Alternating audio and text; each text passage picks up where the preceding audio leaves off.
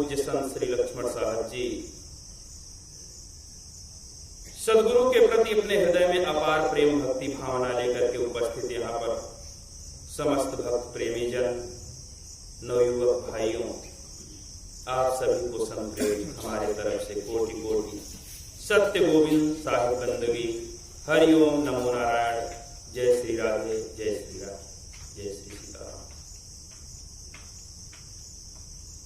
राम ही केवल प्रेम प्यारा, जान ले हूँ जो जानन हारा। गोस्वामी जी कहते हैं राम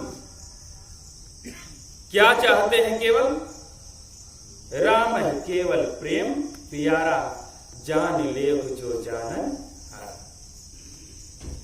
आप किसी को मोटे से रस्सी के जंजीर में बांध दो, तोड़ करके निकल जाएगा। लोहे के जंजीर में आप बांध दो, वो तोड़ करके निकल जाएगा। वरन जिसको आप प्रेम के जंजीर में बांध लेते हो, वो हाथ पैर से खुला रहता है, देखने में तो खुला रहता है, वरन अंदर से आपके प्रेम में हमेशा बंधा रहता है।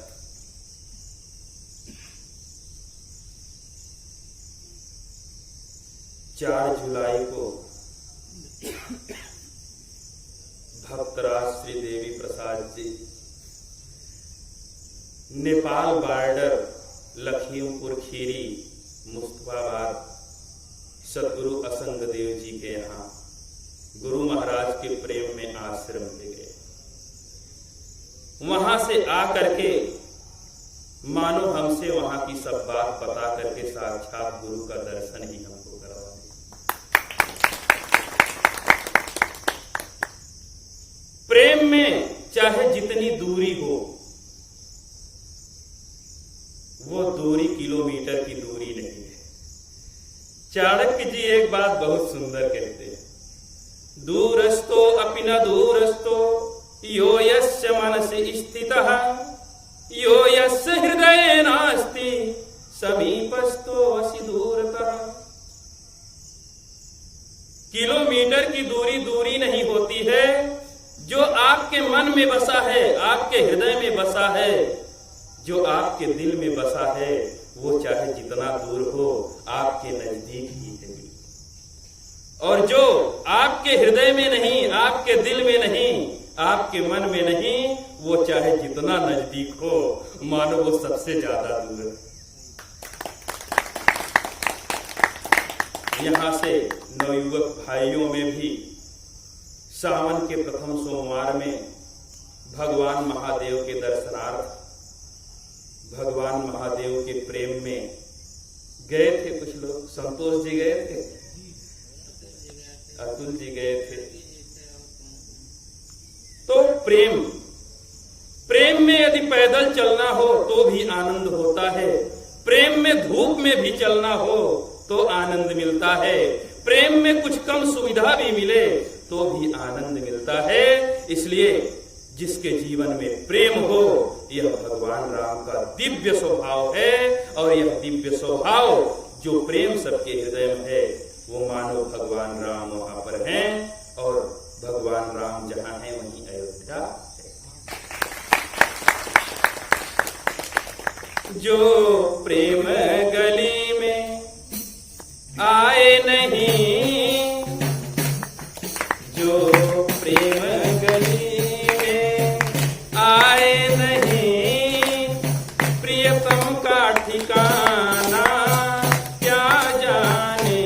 जो प्रेम गली में आए नहीं, प्रियतम का ठिकाना क्या जाने।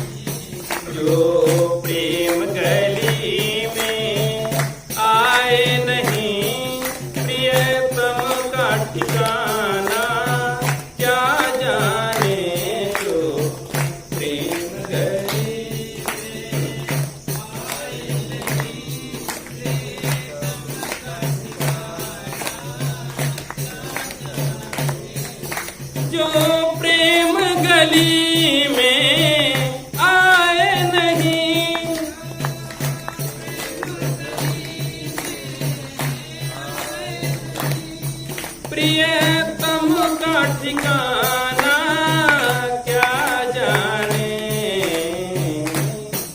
जिसने कभी प्रेम किया ही नहीं, जिसने कभी प्रेम किया ही नहीं, वो प्रेम निभाना क्या जाने। जय हो राजू जी। परम पिता परमात्मा योग पुरुष स्वामी जय गुरुदेव जी महाराज के शिष्य। और जय गुरुदेव महाराज जी कितने वर्ष पहले सबके बीच में, समाज के बीच में कह दिए कि सभी लोग शाकाहारी हो जाओ।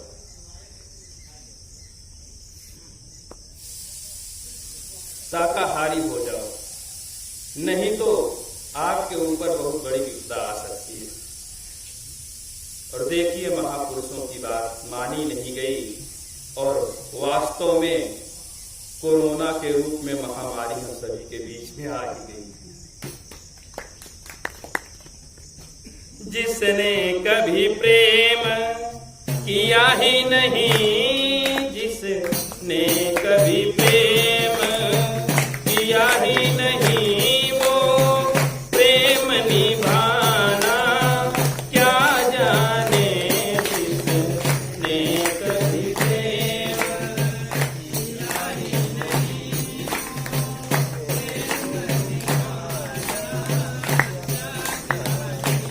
जो वेद पढ़े और भेद करे, मन में नहीं निर्मलता आए।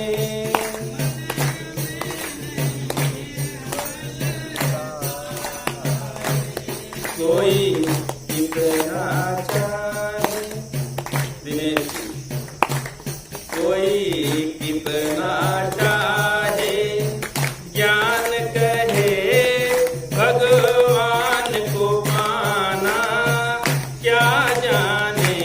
कोई कितना चाहे,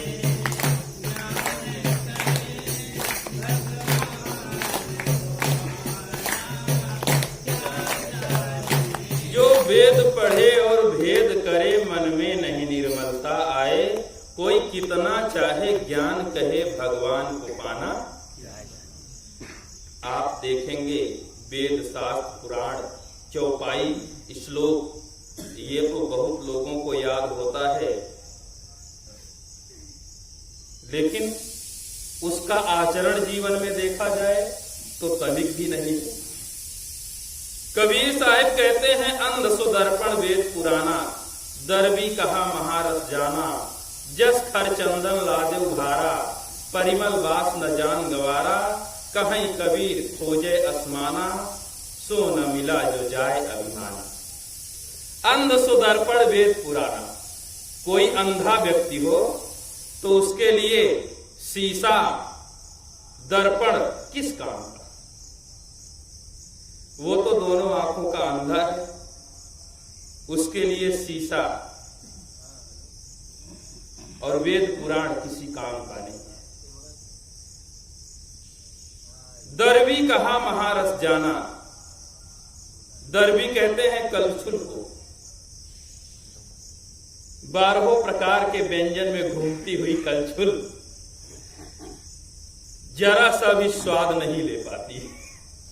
ठीक उसी प्रकार से सब वेद शास्त्रों का अध्ययन और उसका आचरण यदि हमारे जीवन में नहीं है तो मानो वही है, तो उसे चंदन के खुशबू से कुछ मतलब नहीं, उसे बस बोझा से ही मतलब।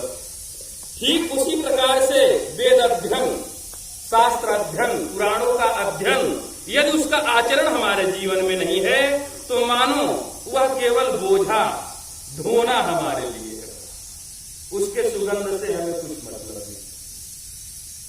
जो वेद पढ़े और भेद करे, मन में नहीं निर्मलता आए। कोई कितना चाहे ज्ञान करे भगवान को पाना। वेद शास्त्र पुराण अध्ययन संत समागम, गुरु सेवा तब सफल है जब हमारा मन निर्मल हो जाए, हमारा मन पवित्र हो जाए, हमारे मन में कोई विकार, कोई गंदगी न रह जाए। निर्मल मन जन सो मोहि पावा, मोहि चाहे ज्ञान कहे भगवान को पाना, क्या जाने कोई कितना चाहे।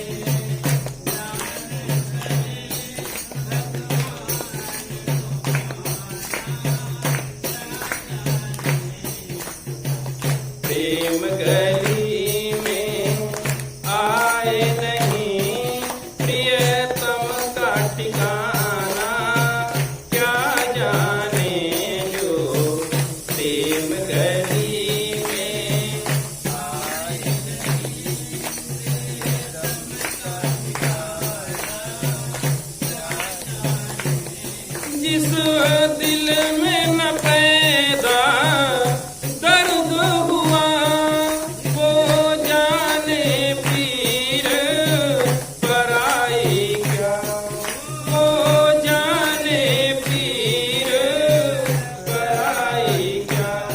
मीरा है दीवानी मोहन की, मीरा है दीवानी मोहन की, संसार दीवाना, क्या जाने मीरा है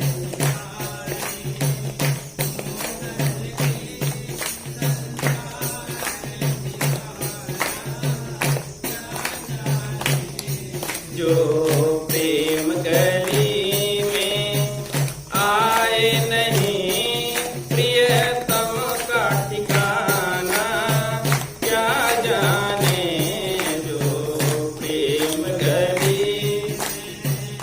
रवि से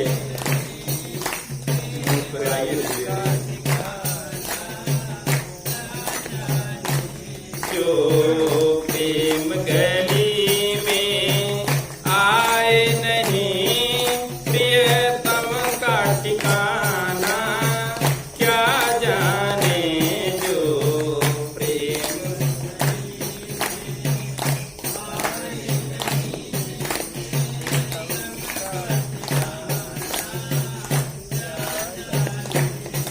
प्रियतम का ठिकाना, क्या जाने। हम लोग अपने प्रश्न से बहुत दूर चले आए, अब फिर प्रश्न को ढूंढते हैं।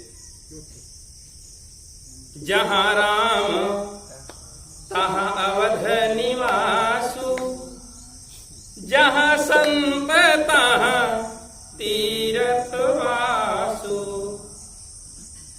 तो सबसे पहले सेंटेंस पर ही विचार चल रहा है सत्संग।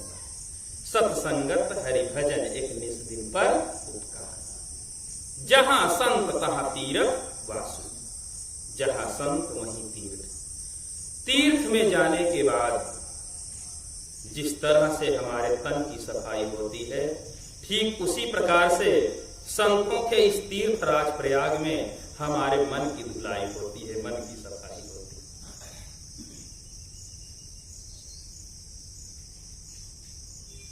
मंदिर में हम बहुत गए पर मन यह मंदिर नहीं बना, व्यर्थ शिवालय में जाना हो मन शिव सुंदर नहीं बना। पल पल क्षमता में इस मन का ढलना है साधना, पाना नहीं जीवन को बदलना है साधना, पाना नहीं जीवन को बदलना है साधना। मंदिर में जाने का अभिप्राय है हमारा मन ही मंदिर बन जाए। तेरे पूजन को भगवान बना मन मंदिर आलिसा, और भगवान शिव का दर्शन करने का अभिप्राय है हमारा मन ही शिव सुंदर बन जाए। और शिव सुंदर मन ही है आप लोगों का, इसमें दो राय नहीं है। जो मन शिव सुंदर होता है वो देख करके ही समझ में आ जाता है।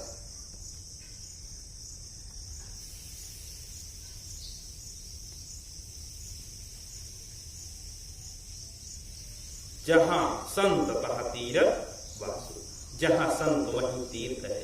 गोस्वामी जी कहते हैं बट विश्वास अचल निज धर्मा, तीरथ राज समाज सुकर्मा।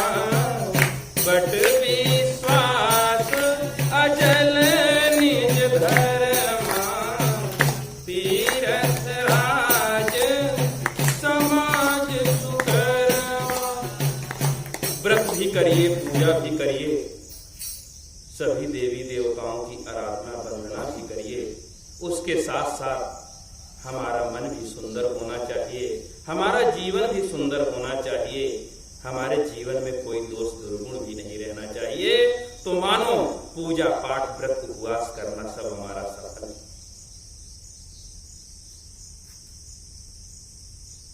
बहुत पुराने समय की बात है, 3 गांव के बीच में एक कुआं था। पहले कुएं से ही पानी भरा जाता था, उसी से लोग पीते थे। 3 गांव के बीच में एक कुआं था। संयोग बस एक दिन रात्रि में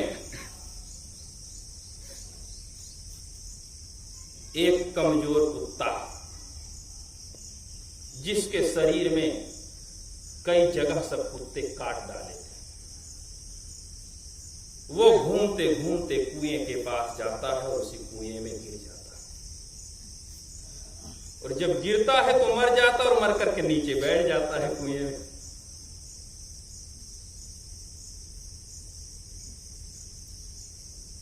एक दो दिन बाद पानी से दुर्गंध आने लगता है। कुत्ता मरा नीचे बैठा है, ऊपर से कुछ दिख नहीं रहा है, और पानी में बदबू, स्वाद में बदबू।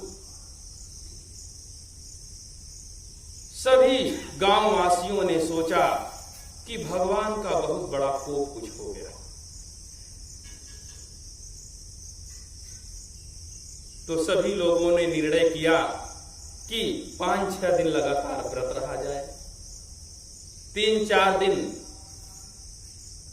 यज्ञ किया जाए, 6-7 दिन भागवत कथा की जाए, 10 दिन रामचरितमानस राम कथा की जाए, तो हो सकता है कुएं का पानी स्वच्छ हो जाए, बदल जाए भगवान का कोप।